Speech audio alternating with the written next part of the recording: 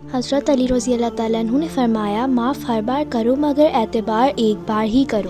حضرت علی رضی اللہ تعالیٰ عنہ نے فرمایا تمہارے والدین تمہیں بچپن میں شہزادوں کی طرح پالتے ہیں، لہٰذا تمہارا فرض بنتا ہے کہ ان کے بڑھاپے میں ان کو بادشاہوں کی طرح رکھو۔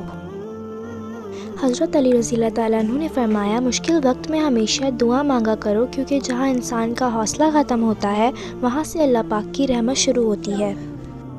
حضرت علی رضی اللہ تعالیٰ عنہ نے فرمایا مجھے تعجب ہے اس شخص پہ جو اپنی برائیوں کو جانتا ہے لیکن جب اسے برا کہا جائے تو ناراض ہو جاتا ہے۔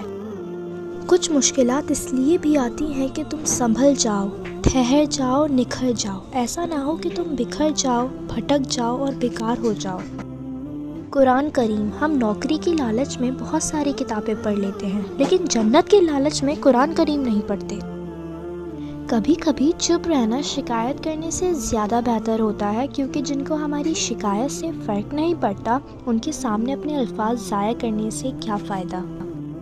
جس دن ہم یہ سمجھ جائیں گے کہ سامنے والا غلط نہیں، صرف اس کی سوچ ہم سے الگ ہے، اس دن زندگی سے بہت سے دکھ ختم ہو جائیں گے۔ آپ اپنے آپ کو سمجھدار ضرور سمجھیں مگر دوسرے کو بیوقوف سمجھنے کی سمجھداری سے پرہیز کریں۔ حضرت علی رضی اللہ تعالیٰ عنہ کا فرمان ہے نصیب ہار جاتا ہے لیکن دعا ہمیشہ جیت جاتی ہے، بس یقین کے ساتھ اللہ سے مانگتے رہو، وہ رب تمہیں مایوس نہیں ہونے دے گا۔